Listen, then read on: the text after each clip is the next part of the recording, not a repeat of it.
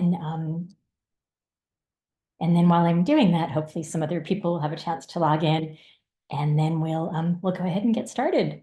So welcome. That's the first thing that I want to say. My name is Betty DeZamba. I'm a board member with Wild Virginia. And tonight we also have Kylie McClatchy with us, who is the conservation support coordinator for Wild Virginia. And we're happy to have you here. And we're very happy to have Laura Greenleaf here to tell us about night skies, why they're important, and how we can protect them. But first, Wild Virginia. We exist in order to connect and protect your favorite wild places. And your favorite wild places means yours. Maybe it means the park that's in your town. Maybe it means your backyard, or maybe it means a wilderness area. Wild doesn't have to be huge. It's whatever is important to you. And the ways in which we are trying to connect and protect your favorite places now are through protecting water quality. Certainly, clean water is essential to all of us and all of the other beings we share the planet with. And in particular, we are working on protecting water from PFAS contamination, among other things, but that's a focus right now. And one of the ways in which we do that is by empowering all of us to be advocates for our water.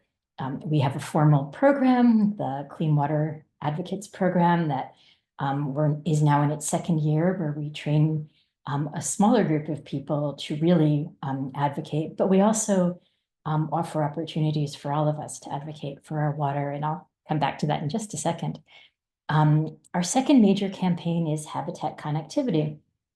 How can animals get from one place to another safely, whether that means getting across highways, whether that means protecting lands so that there are ways for animals to move, whether that means moving further north due to the warming climate, whether it means moving to higher elevation, whether it means finding other populations of their species to keep healthy genetic pools. So those are our main campaigns. And then I just wanted to also tell you about a few other events that are coming up soon. So speaking of enabling all of us to advocate for our water, on March 6th at 7 o'clock, there'll be a webinar, which is a comment writing party where you'll be given the information to write good comments to people who make decisions. And this one in particular is about opposing permits that would allow for PFAS discharges into our water. Another way that we like to connect with our members is through our book clubs, which meet once a month on the second Monday of the month. And the next two that are coming up are one on Birding to Change the World, which is about a woman who lives through Hurricane Katrina and finds herself in graduate school in Madison, Wisconsin. And while there, she takes a lot of comfort from a city park. So her while she's there is this city park where she does a lot of birding. And she assembles a very interesting coalition of people to really advocate for the protection of the habitat within that park. And then the next one for April will be Fen, Bog, and Swamp by Annie Prue. And it's about, as the title would suggest, wetlands and how important wetlands are for storing carbon and how important they are. And she kind of goes also into the history of how we haven't valued those wet areas perhaps as much as we should for our own good. But now on to tonight's talk. I'm really happy to introduce Laura Greenleaf. I first met Laura when she came to speak to my Master Naturalist chapter. I'm a member of the Central Blue Ridge Master Naturalists, which are in Nelson County. And she came and gave us this wonderful presentation on why night skies are important. And then what made it all the better is that she also talked about ways in which we can preserve night skies, how we can, in a way, the darkness is a resource. So how can we preserve that? And one thing I want to ask Laura by way of introduction is how she got interested in this work of protecting the night sky. And while she's telling us that, I'm going to stop sharing my screen. And once she tells us how she got interested in night skies, she will share hers. So according to my screen, Betty, I am already sharing. So I think You maybe, are, I see it. okay, good. I was like, I hope Yep. it's there because otherwise I do not know what to do. Yeah, no, I see it. It's here. So the short answer to that question is I moved to Richmond. Little quick background is that I grew up in Clark County, Virginia, in the northern Blue Ridge on the western facing slope of the Blue Ridge Mountains there, and lived in the northern Piedmont until 2007. So other than 4 years at JMU. And so a country girl, and who came to Richmond because I now have a family, but that happened 17 years ago. And it was, so light pollution was a real shock. There were a lot of shocks to the system, and light pollution was a big one. And that's that's the short answer. Thanks. That's great. And before you get started, I realized I forgot to tell people that at the end, you will be able to answer, fill some questions from them, and that they should put those questions into the Q&A if they come up while you're speaking. And then when you're done, we will read off some of those questions to you. Yeah, and two quick things for anybody who has to jump off early. One, you can always contact me by email. Betty has my contact information if you have a question. Two, because I think most of the people attending Wild Virginia webinars are in the Central Piedmont, I just want to make sure that everybody knows that you have a local group called Piedmont Dark Skies, or Dark Skies Piedmont. I never can keep it straight. That's fantastic. And just, if this is something that you really want to become active in, please contact them. I can put you in direct touch with them. You might already know them. Some of them might be on this meeting. And they have a Facebook. They have a Facebook page. So that's it. I'm ready to go. Great. And I need to reduce that. Okay, there we go. All right. So as Betty said, darkness is a resource, and it's something that while we've become separated from it, uh, prior to the past 100 years, we've actually, it's been the most fundamental environmental cue for billions of years of life on Earth. So this is driven evolutionary biology, including our evolution as a species. It's been the stable, consistent environmental cue for our physiology, behavior, life activities. And it's also, we've always looked to the night sky. It's how we figured stuff out, like our place in the universe, calendars, navigation, agriculture, yes, the solar system itself. We Our cultures have really been written in the stars. But this is what most of the human population, well, this is what most of us see at night, certainly in urban areas. About 80% of the world's population lives under degraded night skies. So tonight, our goals, it's to give you an introduction to the organization that I'm a volunteer for. Explaining what is light pollution. We kind of think it's sort of like you know it when you see it, but it's a little more complicated than that.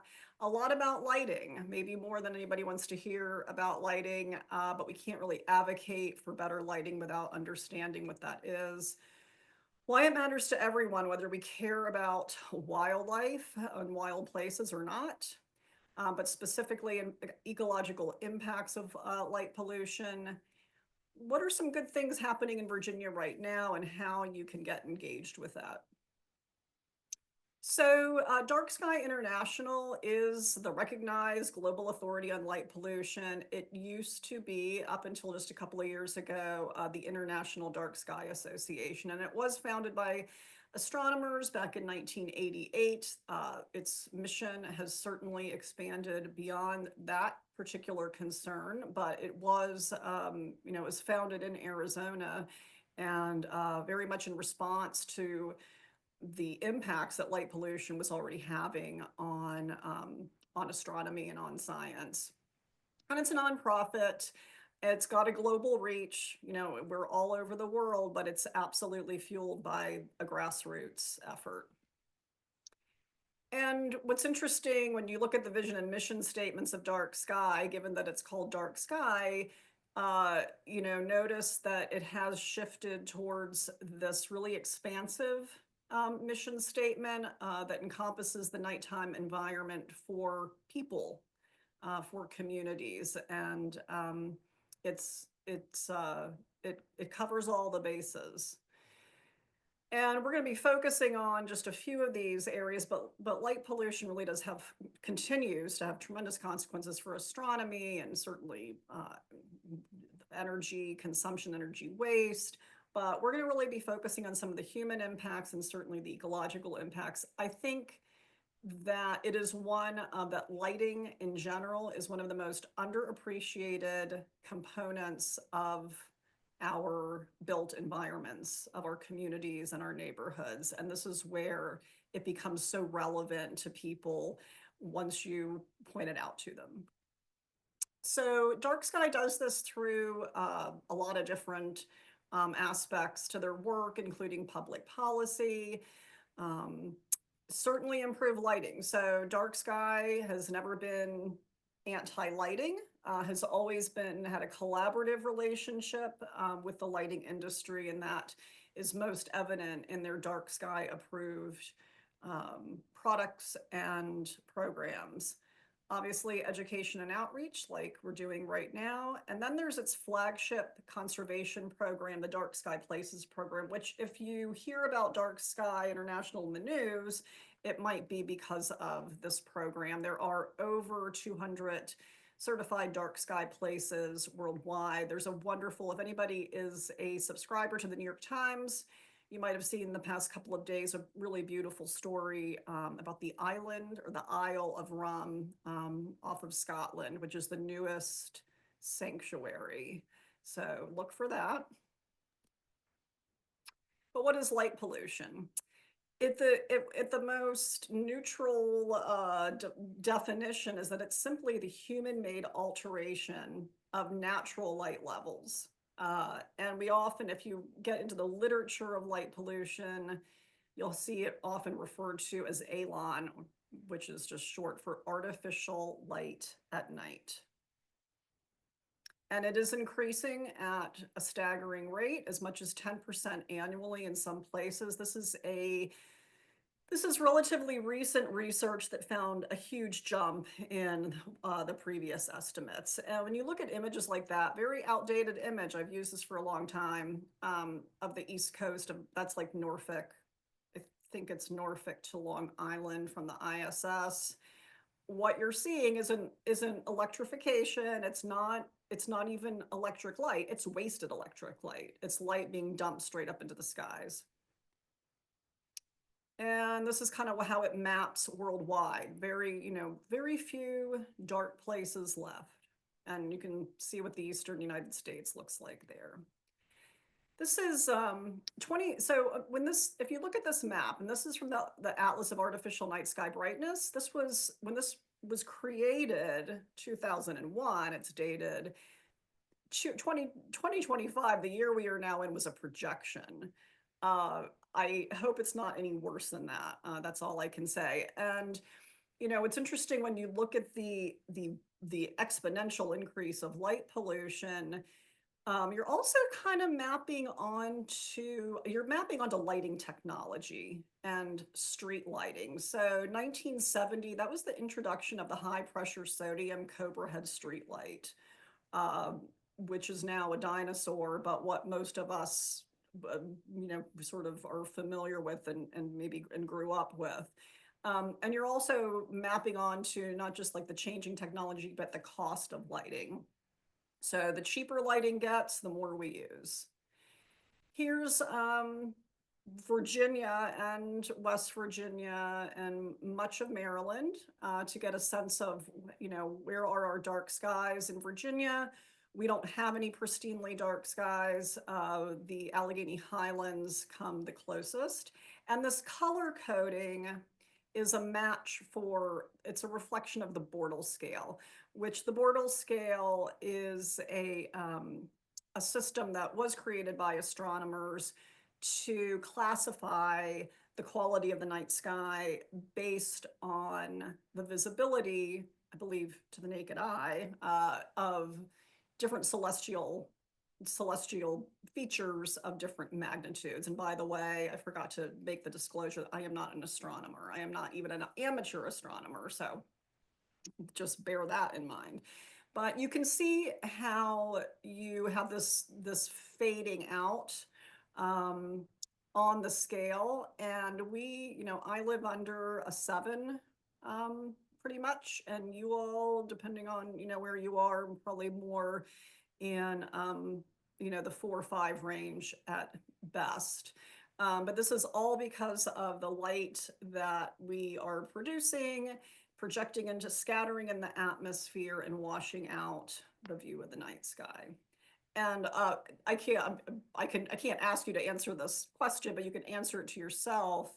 How many stars do you think should be visible in a class 1 sky to the naked eye? So get a number in your head, and then I'll tell you that it's about 4,500 is what we should be able to see. And instead, and so often people think of light pollution as an urban problem, a big city problem, but it's everywhere. And unfortunately, this is the Shenandoah Valley. If anybody's familiar with the book, The End of Night, that was written by Paul Bogard, who is back in Minnesota now, but for a number of years taught at JMU and shared that image with me.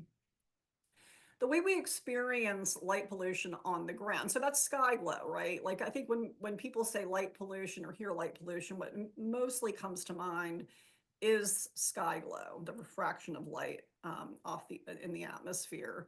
But on the ground, we experience also have impacts from glare, from light trespass, which is kind of the #1 complaint for people. When I have just like fielded kind of SOS emails, it's because of issues of light trespass, where street lights or neighbors' lights or what have you are intruding into people's homes. And then light clutter, which can be a real safety hazard and really is a reflection of just how we have not planned lighting. We have never planned our lighting. And so we have sort of layer after layer, generations of lighting that just gets thrown up willy-nilly. There's a electrical pole there, we're going to stick a light on it. And we end up with this terrible mishmash that nobody would plan it that way.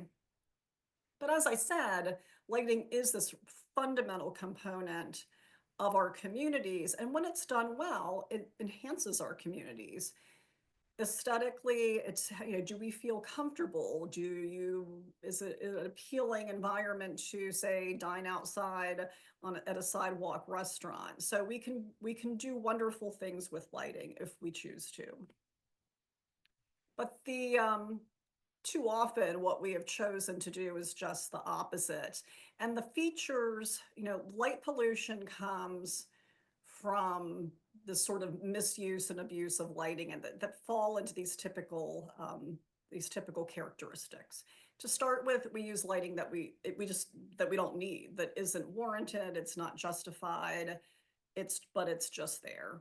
We locate it inappropriately, or we aim it really badly. It's just not at all unusual to see lights facing directly out, like that one on the top. It's just blasting into the sky. We use poor fixture designs or lights that are unshielded so that the light is not targeted and it's going in all directions. It's not going where it's intended. We use excessively bright light levels that are just way above what is effective. And then there's the question of light that is too blue. And so I would like to add that empty parking lots, that's a really typical unnecessary use of lighting, as you've got all of these features are going on in these pictures. And lighting that is too blue, and let me see, yeah, okay. So actually I had to remember what slide was coming up next. We do have an exceptional sensitivity to short wavelength blue light. Both are in our vision, how our vision responds to that and perceives it. There's that harshness and that constriction of our pupil, but also biologically. And blue light, again, short wavelength light, which we're going to talk about more in a couple minutes, has gotten much more common with LED technology. And one of the things that, that LED lighting is, it's just a technology. It's solid state lighting. It's produced differently than previous generations of lighting. That's a semiconductor. Those are light emitting diodes in an array, not a bulb. And so we really have to be careful to not use that old nomenclature. And it is just fun. It is intrinsically more glaring. You get this pinpoint glare. It's intrinsically brighter. And so this, unfortunately, has contributed to the problem. It is on its own neutral. LEDs are not good or bad. It's all in how we use it. They are long lasting. They are durable. They don't generate heat. They don't lose energy. So there are good things about them, but those things don't really add up to quality lighting. And these particular lights in that picture are at a McDonald's not far from my house. There are 17 of them for this McDonald's. And they were installed relatively recently, and they replaced the lights that the McDonald's had before or were similar to the light in that picture, that warm, high pressure sodium light quality, and they were just fine. There was nothing wrong with them. It was adequately lit, but for whatever set of reasons, there's this transition to this LED lighting, and now it's just it's horrifically glaring and overly bright. And LEDs introduced about 15 years ago. Initially, and the initial products tended to be mostly very high blue spectrum content because it was the cheapest. It was the cheapest to produce. It was much too expensive to sort of produce these warmer colors of light. So we had this blue spectrum rich lighting going up. But because it was cheap and because it was efficient, we also just started using more of it and lighting at brighter levels. And the two things that emerged very quickly was that this lighting was exceptionally glaring and people didn't like that. And this light, blue wavelength light, scatters more efficiently in the atmosphere. It goes farther. And astronomers recognized this problem very early on. So we had these increases in glare, an increase in atmospheric scatter, which is, contributing to that rapid increase in light pollution. And then we weren't doing things with it that we can do, which is particularly the use of adaptive control for dynamic lighting and for dimming so that you can have part night lighting, you can have varying light levels as activity rises and falls. And design issues are really focused on that exposure to the diode array, which needs to be shielded or diffused to reduce the glare. And the American Medical Association had already recognized that glare is a big problem for people. Enough of a problem, they had issued guidance on that glare leads to decreased visibility and creates a safety hazard because of how it impacts our vision. And as LEDs came on the scene, the American Medical Association really came down even more firmly on the side of dark sky standards for lighting. And in addition to the safety issue with glare, they recognized that artificial light at night, and particularly blue spectrum light, have effects, can potentially affect our health. And you all are probably familiar with some of this. It's particularly associated with electronics. That short wavelength blue light that we get from our screens can disrupt our circadian rhythms because our eyes serve more than one role, right? So our eyes also take in light as a message to our brains. There's that body, that master clock in our brains that then directs the clocks throughout our endocrine systems, organs, and it regulates all these, it regulates hormones and body temperature and blood pressure, and determines when we're alert and when we're not so alert. And light, that's all based on that, again, that evolutionary cycle of light and dark. And that's the where the disease piece comes in, is that melatonin suppression has been linked to a variety of diseases, most notably certain cancers, because light suppresses melatonin production. Dark is the trigger for us to produce melatonin, and blue light is exceptionally good at suppressing melatonin. So that's where the health aspects come in. There's a lot of need for more and better research. There are a lot of limitations to the research. Those are things you can read about. A lot of it is, based on, very frequently based on night shift workers, or it's relying on satellite data in terms of determining light levels in the environment. But these are two ways that it affects everyone. And the interesting thing about the the the the visual aspects of lighting is that we have this knee-jerk reaction to light brighter and brighter and brighter, and to think that more is better. But in fact, what we know is that visibility depends not on light level, but on contrast, like black letters on a white piece of paper, and adaptation, the capacity of our vision to adapt to varying light levels. Whereas if you're just blasted with a really bright light, your eye has adapted to that bright light, can't see anything beyond that bright light, and is going to take a good 15 minutes to half an hour to then revert to its scotopic vision, to its night vision. And we're completely working against that with really glaring, really bright lights. And this is, if you get into the research on it, like, we know this, the experts know this, but the experts are not designing our lighting. The Federal Highway Administration has this amazing 200-page lighting handbook. And one of the things they mention in there is that increasing light levels beyond a certain point, you're not getting increased benefits. And the lighting policy design and research firm Clanton Associates, they have been in this business for 40 years.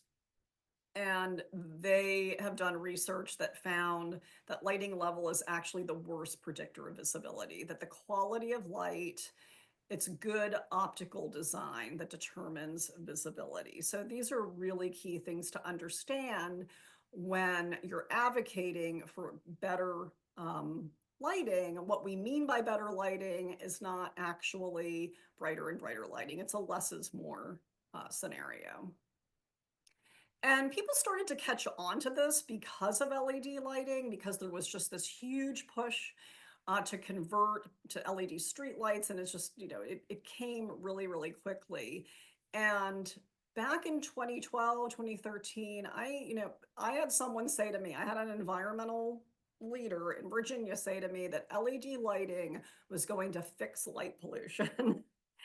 And that, I don't, somehow it was the association with efficiency. Efficiency must be good. Efficiency is good for the environment. It's going to reduce greenhouse gas emissions. That is not what has happened. So in fact, with a lot of that LED conversion, there was just a tremendous backlash in communities, including Davis, California, where there was so much backlash that the municipality had to pause the streetlight conversion, just stop it in its tracks and go back and redo it. And when they went back and did it thoughtfully and did it with public input, they ended up making changes to those lights that also ultimately reduced the light levels and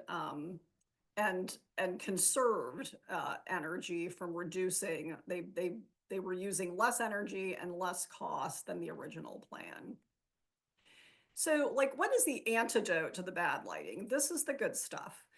The 5 lighting principles for responsible outdoor lighting. It should be useful, targeted, low level, controlled, and warm colored. What does that look like on the ground? So you are using shielding or good fixture design so that the lighting is targeted.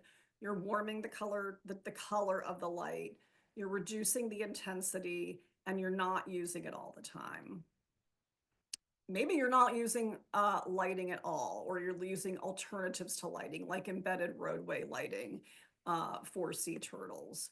These are examples of not using overhead. You're using less lighting. This is wayfinding lighting, steps, stairs, paths. And if you're wondering, like, well, how do I know? How do I know that it's the right? There are experts, there are authorities that should be informing these standards, including the Illuminating Engineering Society. That's who determines appropriate light levels. Understanding where light is emitted.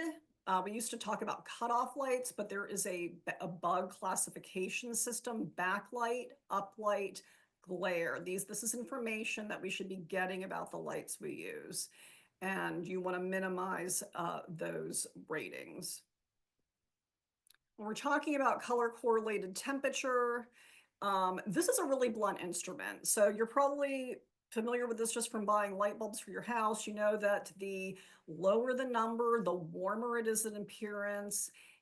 It's only telling you so much about the blue light. Just so you know, you can still have a lower Kelvin and have a significant amount of blue light. It's kind of just like the overall outcome of the total spectrum. But for a dark sky standard, we absolutely don't want to go higher than 3000 Kelvin.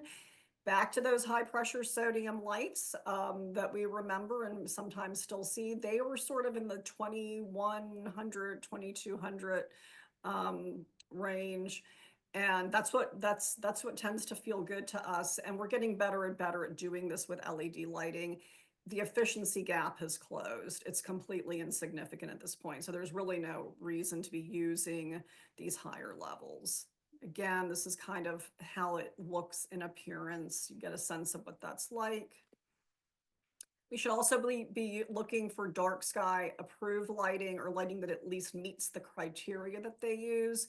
This is, I say, beware of claims of dark sky friendly. It's very common for people to throw those terms around, but unless it's carrying this designation, you don't have validation that that is true. So what might this look like if you're trading a bad light for a good light in our communities?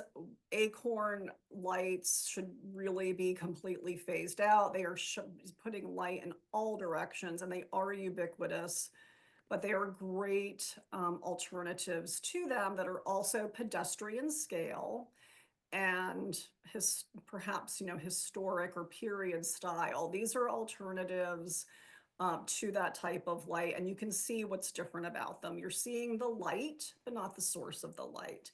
There's diffusion. You don't get the glare, and it's warm in color. These are all much, much better options. And what is it like? How does that look in a community? This is Flagstaff, Arizona, the very first dark sky community that really invested in enforcement of their lighting ordinance. And so you can see Flagstaff is not dark. It looks like a really pleasant place to be. This is what good lighting can do. We can still have sports lighting. This is a dark sky approved sports field in Florida. And you can tell that the lighting is targeted. You can tell that it's going down and not up. And you can also see the difference in color correlated temperature with the off the field in the like spectator areas. This is Grand Canyon, which Grand Canyon National Park, before their full retrofit to become a dark sky park, they had a lot of lighting to fix. That's a main lodge. You'll notice, look at the sign and see if you can read it. And then this is after the retrofit. It's much more effective. Tucson, Arizona recently did a streetlight conversion that dark sky approved that actually ultimately reduced measurable sky glow, reduced overall output of lighting, and they use that dimming ability, which is key. So they are reducing the overnight amount of lighting that they used.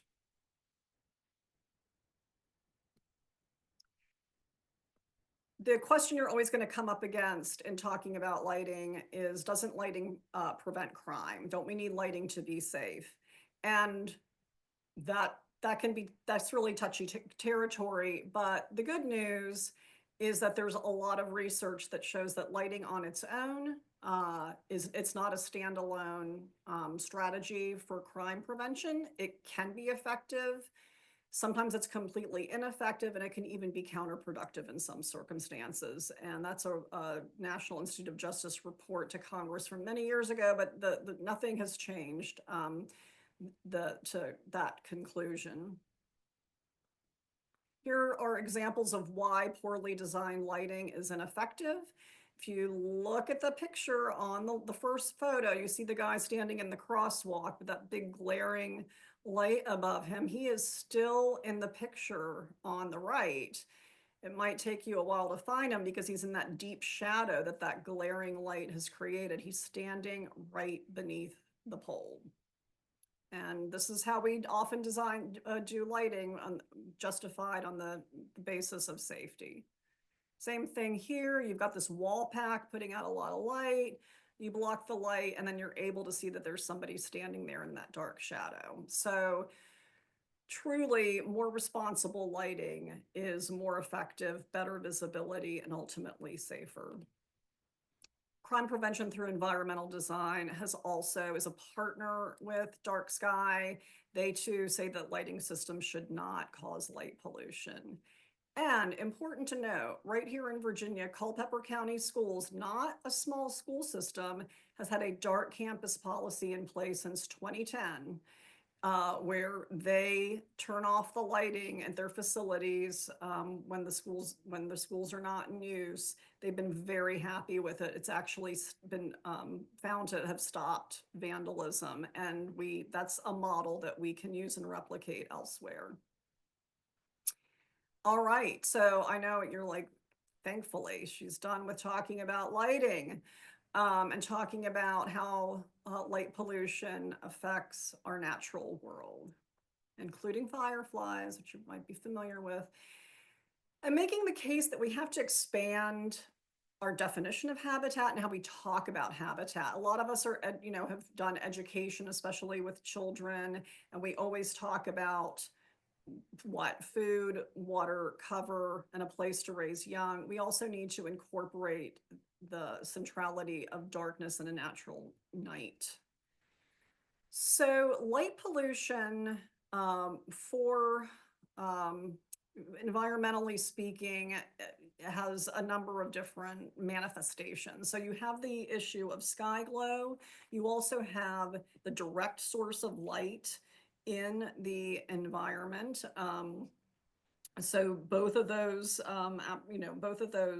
both of those matter. And then you have just the alteration of the ambient light level. And an interesting example of this that I just recently had read, Santa Monica National Recreation Area in LA, their sky brightness is 20 times above the natural level, and their vertical illuminance, so just the light in the environment, is 30 times the natural light level. So that's, that's a protected area, but in an urban place that's being impacted by light pollution. I'm going to kind of charge through some of these slides. We kind of know that light affects plants, that plants are loaded up with photoreceptors and respond to light, that it regulates their development, that it determines when they flower, that it determines when they're dormant. There are short day flowering plants, long day flowering plants. And trees definitely respond to lighting and are affected by light pollution. There's been some research on this. Have seen more than one photo like this where a tree has hung on to its leaves and they have not dropped the leaves where they're most exposed to lighting overnight. Because we know that it's photoperiod, that it's day length, that is the primary trigger for that. But what we've found that different species respond differently, and it very much matters the spectrum of light, the intensity, and the duration of the exposure do have are factors in that. But we know that we don't want to do this. Landscape lighting has become ubiquitous. Um, and it's unfortunate. And there for I noticed recently at the IES they have design standards. They actually do have an entire recommended practice for landscape lighting. So if anybody is thinking about hiring someone to do landscape lighting, ask them if they're following the IES recommended practices. Also, we don't need to do this all night long. Sometimes people ask me if solar lights are okay, which is why I included those.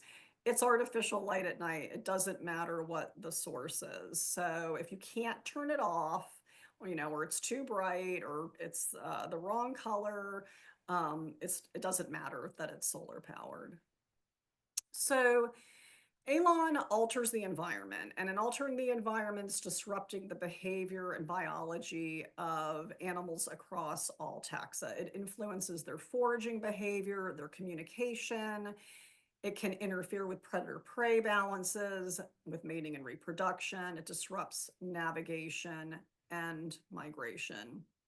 And it does affect diurnal species too, because of that. They too are being guided by photoperiod, by day length. We do tend to focus on nocturnal species. How does it do this? It's artificially altering the perception of the length of day. It's interfering with their vision, their dark and low light adapted vision that they evolved to have, disrupts their circadian rhythms much in the way it does ours, erases the stars, erases the celestial compass by which many species navigate. And then there's this phototaxis, which means attraction or repulsion to light.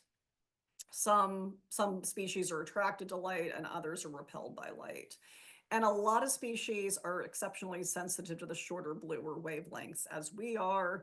Birds complicate matters because red light disrupts their ability to orient to and navigate by Earth's magnetic field. So it's inconsistent. And a great quote from Travis Longcore in research on ecological light pollution: the only 100% wildlife friendly light is the one that is turned off or never installed. So, saying that lighting is wildlife friendly is a little, yes, but we still have to be really judicious. And there are places that should have little to no light. And we also have to emphasize the duration of lighting and not using it only when necessary. Just to grasp how much impact this is for nocturnal animals, here's a graph from Travis Longcore, actually, from a report he did for the National Park Service, showing the proportion of major animal groups that are nocturnal. Notice how high up amphibians are. They're number one. And then notice how many species there are of insects, which we as naturalists are pretty familiar with. So this, again, is affecting nocturnal species all across the spectrum. When it comes to frogs, they are so sensitive, right? We know this about them for so many types of pollution, but we have found that there is reduced calling in lighted areas, less moving about, because that they are vulnerable when they're moving about, and lighting they're reducing their movement even on a full moon. that affects foraging. Salamanders, this can interfere with their return to their breeding pools, their home pools. And here's a really impactful image, also from Travis Longcore, that had to do, this was laboratory research, so this has not necessarily been perfectly replicated in the field, but larval development influenced by artificial light at night. So light is interfering with melatonin production, and that is slowing the development of these tadpoles very dramatically compared to the control group. Insects, again, that huge group. We know that light pollution interferes with fireflies, bioluminescent communication, that it sucks, attracts insects in this vacuum effect to lights, where they are easily preyed upon, but then also not available in other places where the predators are foraging for them. And also can interfere with the mating and reproduction, while also just increasing mortality overall. There's been some interesting research on dung beetles. They're not the only insect that navigates by celestial compass, but there was some recent research on how disruptive it takes very little artificial light to interfere with that. And then our megafauna moths are particularly hard hit by light pollution because of that mortality aspect, and also their habit of becoming quiescent in the manner of simply dropping and not being out and about doing what they need to be doing, foraging and mating. So big impacts for insects. So interesting research in Sweden, I believe. I want to say Sweden, might be Switzerland, with this particular cabbage thistle. They did, this was test plots, so lighted test plots, dark control. They found that there was 62% fewer visits to the thistles in the lighted areas, 29% fewer pollinators, less fruiting in these lighted test plots than in the dark control. So that's a study that you can find online. Bats. So a lot of times people say, well, bats are fine with light. I see them feeding at street lights or at security lights. Some species are really light tolerant, but others are light averse. And if you put light into, especially say along rivers and streams, they will avoid lighted areas, and therefore they will not be doing the foraging that they need to be doing. Another factor with really all mammals, including, so this is true for bats. There's been some research on the southern flying squirrel, where they will delay their emergence from their roost if that roost hole, that exit hole, is exposed to artificial light. So again, that's affecting individual fitness and then ultimately affecting population. Birds. So a lot of people are familiar with lights out campaigns, and it's already almost 10 till 8. So I'm going to move a little more quickly through some of this. But birds, most of our North American species are migratory, and then of migratory species, the majority are migrating by night. So we know that they are affected by light pollution for several different reasons. They can be attracted to light and strike buildings. So building strikes happen by day, building strikes happen by night. They can be captured by light, as in the case of the World Trade Center memorial light beams that became a kind of a study of light pollution. And birds, well, they will just, they cannot break free from that attraction, and they will eventually drop from exhaustion. And these are migratory birds, so they've got a long way to go. And and that's just, incredibly consequential. Then there is the erasure of the celestial compass, as we mentioned, that they are navigating by the stars and will not be able to stay on course without that. So that's how there are programs in so many major and not so major cities to push for lights out campaigns during migratory season, which we're coming up on very soon here. And what's interesting about this, we tend to associate this with skyscrapers, with really tall buildings, but a lot of songbirds are flying pretty low. So this can be really problematic even for relatively low height buildings, and we're losing nearly a billion birds in the United States alone in building collisions annually. Which again, as I said, is why we have this push that's coupled. It's light pollution and it's bird safe buildings. And this is one of those policy partnerships that Dark Sky engages in with the U.S. Fish and Wildlife Service. So these are just a couple of things. We're getting to the end here.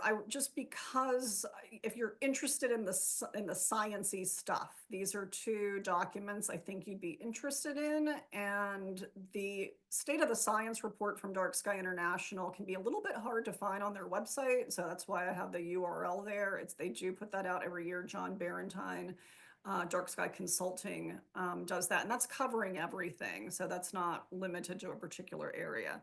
And then Travis, this is a really nice report from Travis Longcore that I mentioned. And in general, he's somebody you might want to look for online, has a website, has YouTube videos. He's a huge, important advocate for reducing light pollution for wildlife. And a really important thing you can do here in Virginia is support our dark sky parks. And I don't have photos from James River State Park, but for the Central Piedmont, that is probably your closest dark sky park. They could all be probably put on the endangered list based on the proximity of significant light pollution. So they need stronger ordinances on their boundaries and more people defending them. And there's support for this. This was really interesting. The new Virginia Outdoors Plan, the VOP from DCR, I was digging into recently, and this was from the survey. So there's support for this. It was really statewide of the people who said that we needed this is nature-oriented activities. What do we need? And in the category of open space, stargazing and dark skies hit 26%, which I found really encouraging, that this is something that's attracting people, that they're craving, that they're yearning towards. And this is something to talk about if you live in a rural place. Talk about ecotourism, astrotourism. It's a selling point if you're talking to your elected officials. A lot of good stuff going on statewide right now. Can't get too deep into this because we're running out of time. But like I said, do know that Piedmont Dark Skies is right there in Charlottesville, but we have a chapter that's dedicated to Northern Virginia. The Northern Virginia Bird Alliance has started a Lights Out Bird Safe campaign. There is one in Hampton Roads, and some good stuff going on in Stanton, out in Highland County. And then there is I am coordinating a Virginia Responsible Street Lighting Coalition that was really kicked off by the folks in Norfolk, and we are working very hard to change Dominion Energy's lighting policies and practices to hopefully have a future where they offer better lighting. And so that's something you can learn about from the Piedmont Dark Skies folks if you're interested. Not going to get into ordinances. This is some of this is for a presentation that I'm giving to a different organization next week. If you have an urge to go to Washington, D.C., I wish I had done this last year or the year before. We have until December of this year to get to the Smithsonian National Museum of Natural History and their lights out exhibit. So this also speaks to what a just mainstream, or just how much people are responding to this issue that the Smithsonian dedicated an exhibit that's now going into its third year, I think. Science Magazine, you can find this online if you're interested. They dedicated a whole issue to light pollution. Great books out there. Obviously, Night Magic is on your list, but there are others. And again, that ecological consequences of artificial night lighting is more academic. It is a review of the science at that time. It was published, I think, in 2006, if you want to get into the academic stuff. Darkness Manifesto, great book, very compatible with Night Magic. Nice short essays. Whoops, blank slide. At the very least, you start at home. You start with your own lighting. You can take a second look at your own lighting. There are resources on Dark Skies websites for making changes at home and influencing your friends and neighbors. And please feel free to get in touch and check out. Oh, and if there are any webmasters out there, any website designers, take a look at our vintage Dark Virginia Sky website. It's like circa 1998, and it's been on my list of things to do for about 3 years, to find somebody to help me create a new website. So if that's how you would like to contribute, please let me know.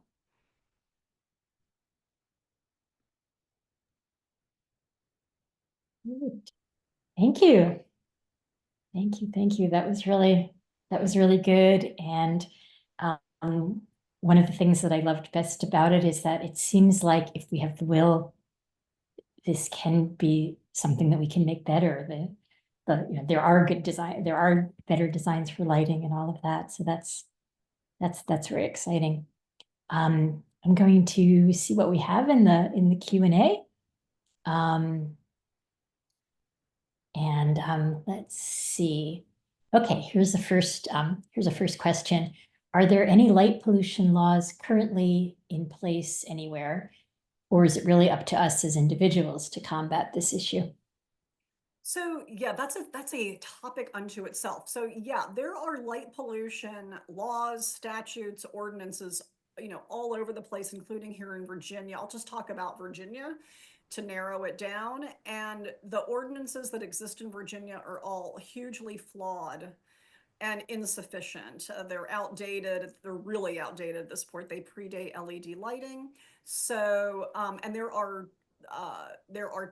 a whole, you can email me about that if you're interested, because Dark Sky has just rolled out a template program for it's for the whole world, which is a pretty tall order, for statutes, sort of like at the state and province level and the locality level, and all kinds of support for how you advocate for that and implement it. So they're critical. We need good ordinances. It's an all of the above, solution. But the one of the hangups with ordinances is that they don't do anything if they're not enforced. So having the resources and the commitment to enforcing them is crucial, but it's part of the solution. And yes, I mean, Pittsburgh, the city of Pittsburgh passed as a mid-sized city, passed a dark sky lighting ordinance. Paris, I think all of France has some pretty strong lighting regulations. Great. Then the next one is just sort of a comment, but I think it's worth sharing. Someone says that they've had some success in the North Piedmont in sharing the birdcast site about migration overnight. It's helped us make the case. So the birdcast, yeah, birdcast. I'd be interested where they are in the Northern Piedmont, but yeah, birdcast, that's something that I should have had on a slide. That's like tracking. It's like real-time tracking of bird migration, and it's definitely it's a partner with the Lights Out campaigns. That's great. Yeah, it's a good resource for all of us, whether it's just when to be particularly careful about our own lights or when to try to encourage others. Just the awareness of what's out there. Yeah. Someone asks where they can access the Virginia dark sky map that you presented. Yeah, go to the Northern Virginia Astronomy Club. I think that might have been where I pulled that from. Novak. They're a big club. There are different sources for that. You can also go to the World Atlas of Artificial Night Sky Brightness. It can be a little bit tricky to find the right platform, so that you can kind of zoom in. But try those, and if you can't find it, email me. Great. This is just a little bit of a swing back. The Northern Piedmont person is near Zion Crossroads. Okay. Yeah, there's some Um, bright lighting there. yeah, I imagine. Yeah, I've been through there at night. Yeah. Well, here's an interesting one. Up in Loudoun and Prince William counties, so Northern Virginia, Mhm. there's all of the data centers that are under construction. And then the person says that the facilities seem to be brightly lit and wants to know if you're aware of any efforts by communities and or data center operators to ensure these facilities follow the dark sky recommendations. Well, that's a fascinating question, and that's something I'm actually involved in, as an activist grassroots person. So I think like the bigger picture of there's the bigger problem of needing data center reform and actual regulations, so that we don't have this completely, unbridled juggernaut of data centers. You would have to have local ordinances. I mean, you would have to, I don't think you're going to get a data center to voluntarily comply unless it was I mean, the dangerous thing is that become like a bargaining chip, for, you know, good approvals or something. But, um, you would have probably, if it was a fait accompli and you were going to end up with a data center, you would want to advocate for that at the local level through your local organizations. But ultimately, you would probably need to be compelling them with strong ordinances. But again, feel free to. I'm from that part. That's I'm from up there, and it's something I'm really, very clued in on, and would be happy to communicate about that. Great. So then someone would like to hear a little bit more about the pushback of safety and Yeah, I how do mean, you that too, address it's a that? huge topic. Like you could just talk about that for an hour really easily. So there are resources on Dark Sky International's website that talks about, some of the research and the evidence, related to that. I don't know what the specific question is, like the pushback. First of all, you have to respect, start where people are, right? You need to acknowledge people's anxieties and fears related to crime and safety, and not in any way dismiss or diminish that. And I think going at it from the angle of better lighting is safer lighting, talking about septed, talking about visibility, how glare affects us, and those things are really important. Um, Again, without knowing what the person specifically, is looking for, I would go to those resources and just, you know it's one of the key features of lighting and safety is that it's not just the lighting, it's the idea that there's surveillance. So like as an example, if you're living in a rural area and, you're lighting your house up at night, you're really attracting attention to it. You're making it very visible. Uh, no one's around to see if somebody is attempting to break into your house. It's actually an attractant, and actually it's something that can be useful for somebody attempting to commit a crime.